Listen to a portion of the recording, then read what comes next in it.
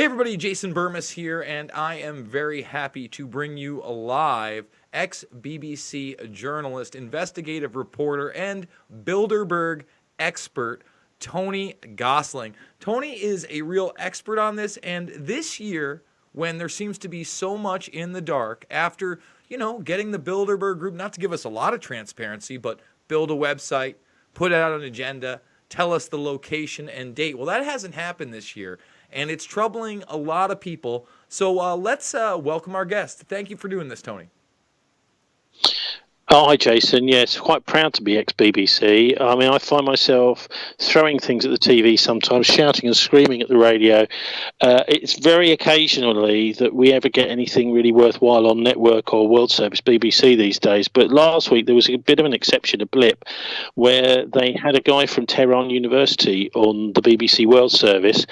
He spent about 5-6 minutes absolutely clearly out exactly what the situation was from a Tehran point of view. So, much as we like to curse and malign most of the output of the mainstream press, just occasionally there is a little blip and you get a little bit of the opposite point of view, because that really is the big sign, as everyone knows, that things are going wrong in our media, in our journalism, is when we don't get balance. And so you're just getting one side. It's what we've had, and I'm sure you have as well with Venezuela, the mass media just looking at one side of this and not really giving any proper, prime time airtime to the Maduro government, not the Maduro regime, as they want us to think. No, it's a Maduro government, and their point of view. So mass media, fascinating. It was really interesting to work in the middle of it all in central London for a year and other places in around Britain. But it's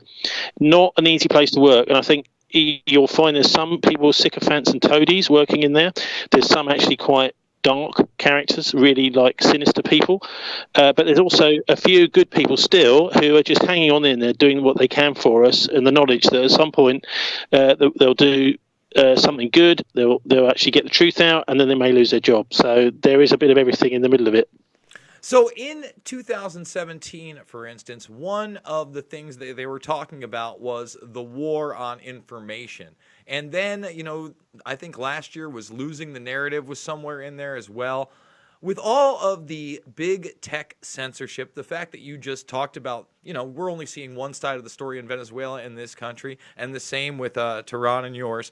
What do you think the main agenda points are going to be? And are they even going to announce this thing this year? Where do you think this is going to be? You've already expressed that you doubt it's going to be in Europe because of the Brussels agreement falling apart, perhaps the turmoil in France with the Yellow Vest movement. What are your thoughts? Well, it would make a lot of sense for it not to be in Europe, because the European Union is falling apart right now. It's extremely sensitive subject. If Bilderberg was to be in the EU countries, there might be spontaneous protests. I mean, usually there's a leak of some sort, so it makes sense from a purely precautionary point of view to do it in North America, even though it really should be, if you look at the pattern of meetings over the year at events. But I mean, I've seen a change, over since the Dresden, when I was last actually at a Bilderberg meeting in 2016, from Europe being sort of on the edge of being pro-Brussels and anti, to now most of the major countries have got a very strong, if not a serious majority. I mean, we're talking about sort of 60-70% majority anti-Brussels. So the Yellow Vest movement is an expression of that. It's absolutely clear, although we're not being told that by the mainstream press. Most of the people are just totally anti-Brussels and anti-EU. They see it as a German-controlled thing. The German ordinary population, they don't really care whether it's German-controlled or not, but they're fed up with the unbridled immigration. And, of course, that spills to a certain extent into feeds the frenzy in the racist parties in all parts of Europe. But what we found here in Britain, for example, is and in Italy, is that there is most of the major parties that are Eurosceptic are absolutely awake to the fact that the far right is trying to parasite on them, and the racists are trying to parasite on them in order to really discredit the anti-Brussels movement. But so in Italy, it's massive. It's something like 75% now of the population want to leave the EU, and this wasn't the case back in 2016 when we were in Dresden for the Bilderberg conference there, and when we were just about to have the Brexit referendum. It's also interesting, isn't it, how the British government have just completely kicked this into the long grass, this whole Brexit business. I mean, incredible, really, that we're told we're going to leave on the 29th of March. That's what the law says. And then we're told, oh, no, you're not. And you know what I found so fascinating about this is looking at there was an amazing statement. I thought it was incredible by one of the European aristocrats from the Habsburg Empire, saying, "Oh gosh, we think that actually Brexit is never going to happen." And it's just a reality TV show. We're watching it, and it's entertaining to see these people pretending on political stages and the news and everything that they're going to leave the EU, the Brexit people and the Brits. But actually, we know that we're so much in control of their finance and their politics. We've bought their politicians. We've bought their entire system. We've bought their media. That we know they're not going to leave because they're not going to be allowed to leave. It's going to Hotel California time. You're in the EU, but you're not going to be able to leave the EU, even if you vote to leave, and we'll find some way of keeping you in. And the most cynical thing about Brexit, if you don't mind me just going on a bit about it, is look, what they're doing is they're just leaving it and leaving it and leaving it. They want another referendum, which is exactly what they did in France and Ireland. In order to, when people voted the wrong way, they have another referendum until you vote the right way the EU want you to, and by that extra time, so whether it's 3 or 4 or 5 years down the line, the elders of the tribe, the elderly population who can remember life before the European Union and can remember all the promises that were made when we first joined the common market in the 1970s, they're dead. So a whole load of people die off. You get a whole load of very impressionable youngsters, sort of 17, 18, 19, 20 years old, that are also able to vote, and that can maybe move the vote away. Now, I don't know if it will this time, but it's a really cynical attitude to just try and keep going until a whole load of the people who are holding the intelligence and the experience of 70, 80 years of age, that sort of generation, die, and then those people can't vote anymore and they can't influence the decision. We just want the impressionable youngsters voting, and because we know we can manipulate them much more easily. Well, when you talked about that, it does seem that way, at least from anybody that's paying any attention in the States, that you clearly voted to leave. And there's just now hearing after hearing, referendum after referendum, and it doesn't seem like the will of the people is going to be. And I think that's because the European Union, let's face it, is one of those globalist arms of control, of currency, of region that's really created by people who have invested in this Bilderberg group that we're talking about, the Rockefellers of the world, the Kissingers of the world. And now, with that power shifting to technocrats like Thiel and others, I'm not sure if Schmidt's going to be there this year. I wasn't sure he even was in 17 and 18. I know that he's now officially left Alphabet. But you talked about World War III. With all of the technology propaganda, the fact that they're censoring media, do you think it's more probable now that that is actually a possibility? I mean, you look at the United States, and we were promised with this Trump presidency, and a lot of the people in the alternative media trumpeted it and parroted it, that we were going to get out of Afghanistan, we were going to get out of Iraq, we were going to leave Syria. Trump even said so just before, all of a sudden there was this chemical attack that never really happened, and we're shooting missiles. And now, even though it's largely been conceded that war is over, no, they still want United Nations sanctions, and they've got the likes of Ben Stiller out there shilling for that, so they never have to leave. They're talking about Iran like they never have before, trying to saber rattle with the Abraham Lincoln and others, even though that was scheduled back in April. So the question is, I've heard you talk about World War III. What does that look like, and is that something that's going to be on the agenda this year? Well, certainly it's absolutely clear from the leaks that Jim Tucker had back in 2003, bless him, that the meeting in 2002 was discussing the invasion of Iraq. The Bilderbergs were. So those sorts of leaks we don't really get anymore. They've got a lot tighter on, and obviously we don't have the sleuthing powers of Jim Tucker anymore to do those kinds of leaks. But yes, certainly the Kosovo War, which was very important, the dismantling of Yugoslavia in the 1990s, which was a very positive semi-socialist state. It was a sort of half and half, where the government ran most of the infrastructure in a publicly open and accountable way, so everyone knew that, for example, the water system, the transport systems were being run, and how much money was going to who. And then there was also a large allowance for private businesses to do things like car manufacturing and things like that, but then it was quite well regulated, so it wasn't very easy to sack. It wasn't too easy to sack someone, for example, organising in a trade union in the factory. They couldn't be sacked. So Yugoslavia was smashed to pieces by Bilderberg, and they were very much involved in that. It was quite obvious that they were. In fact, various of the people went straight from Bilderberg into managing that attack on, dismantling of Yugoslavia and the destruction of Serbia, Bosnia, all these, horrendous things that happened in the 90s. So, it would be extraordinary if they weren't involved in this. Of course they are. They were discussing Iran last year, and this is their big plan right now, it seems, is to...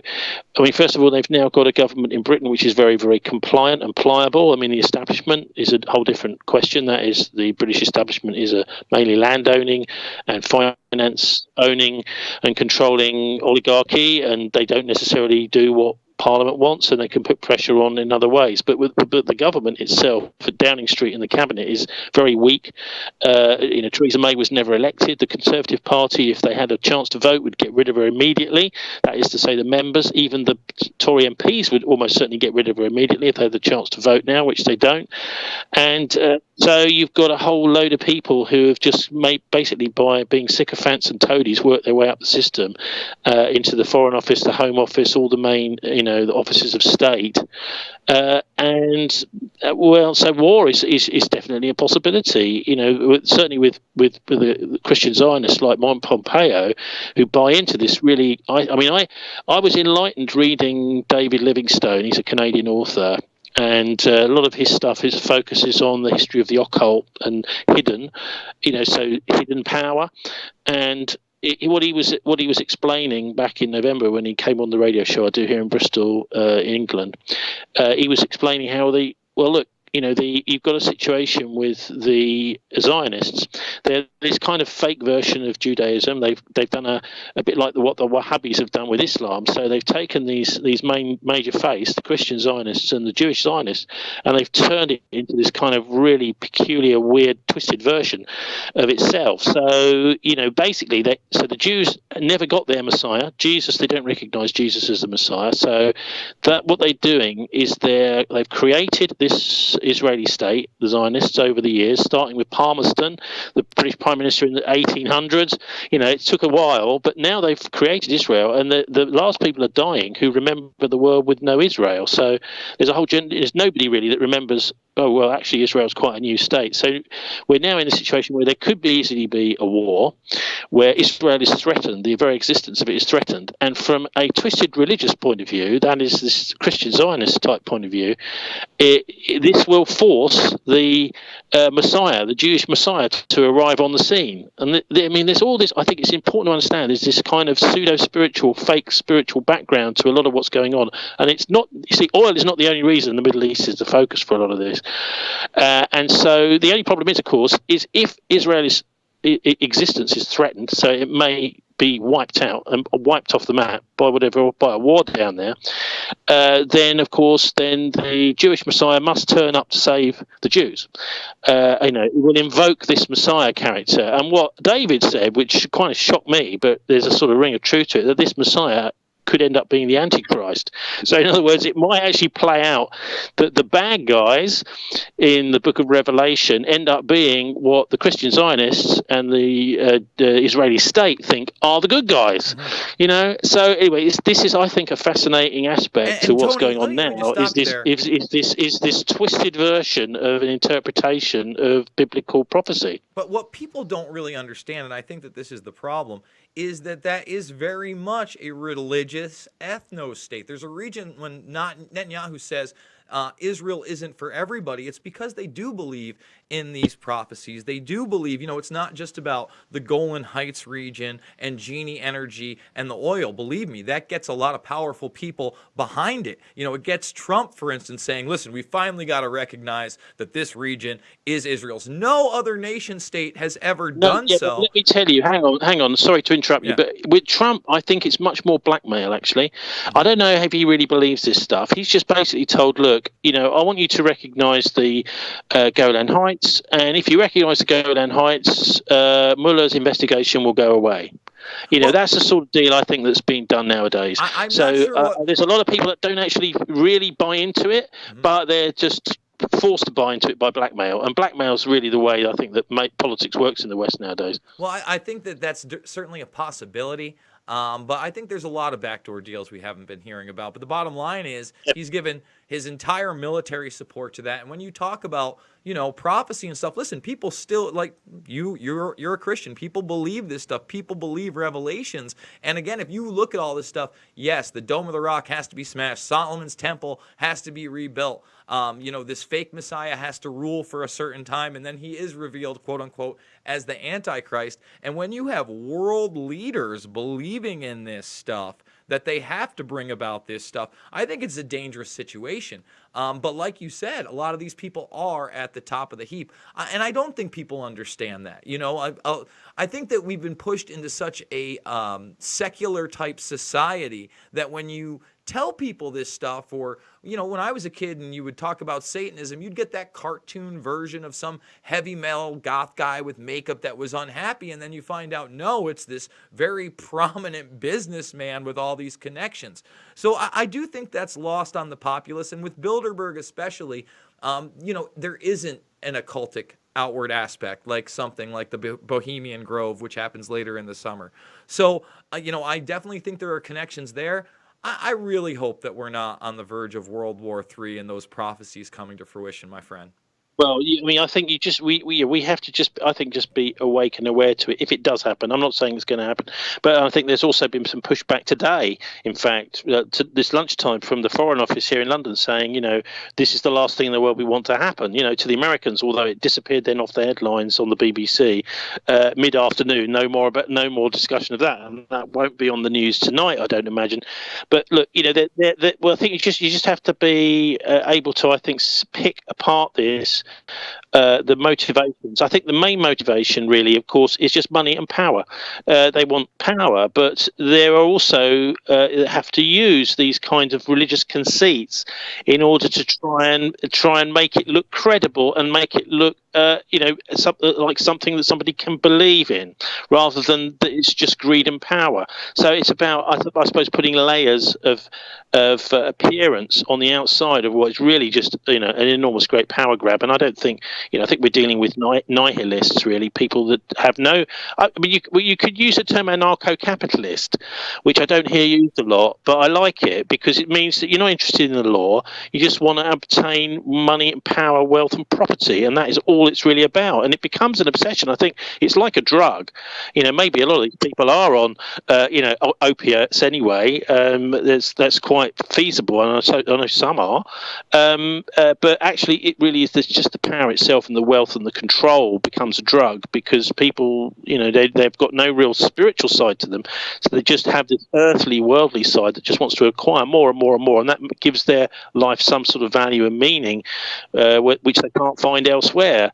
But I mean, whether it's actually going to happen, it looks certainly possible that something may kick off between the Israelis and the Iranians. If it does, the US will be straight down there helping out, of course, and then you've got the possibility of the Russians getting involved. If that means US and Russia, then potentially China being dragged in as well on the side of the Russians. So, I mean, this could be, I mean, I'm not saying it is, but I think you just have to be really, aware that it could turn into, as big an increase in, war and death on World War II as World War II was on World War One. So World War One was fairly contained in Europe and obviously in the Middle East too, but the World War II spread out right, across into the Pacific. But a war effectively between the US and China is going to be a global affair, and so I think it might be a good time now just to make people aware that that is a potential and try and make sure it never happens.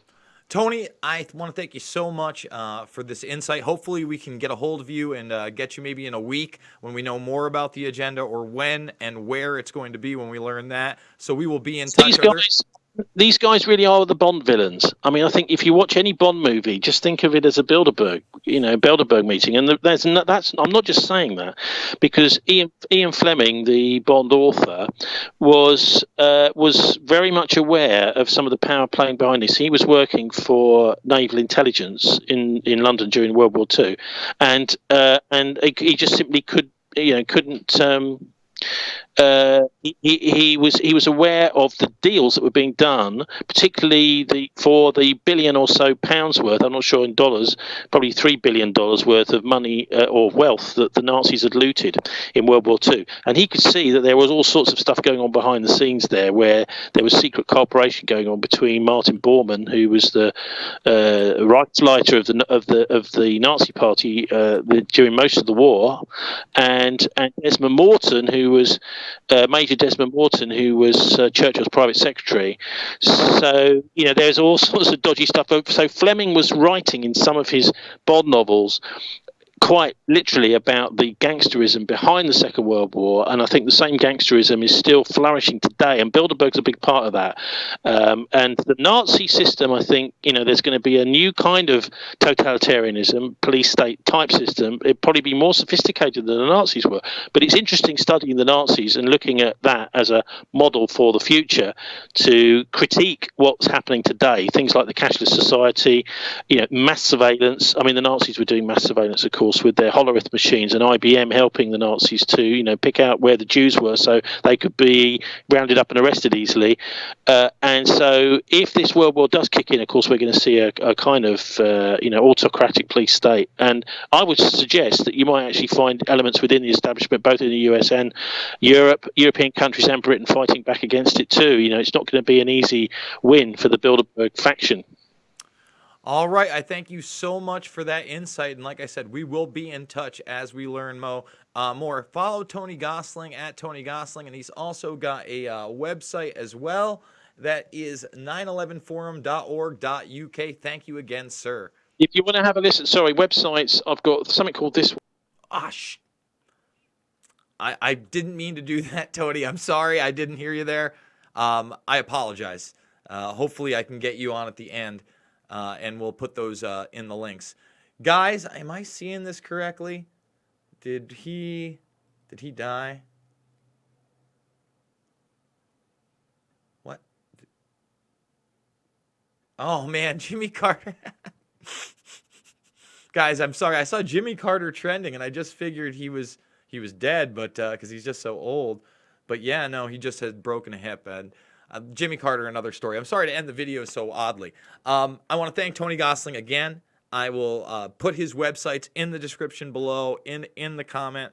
I apologize for that, but we're going to be having him on again. So thank you again, Tony. Guys, if you are not subscribed and you enjoyed this, please, please, please hit that subscribe button right now. Ring that bell for notifications. Share this stuff on social media. Remember, I'm doing 3 videos a day over at News for a Change here. Can't beat that. And then doing 1 video a day over at We Are Change. And we've got a fundraiser going.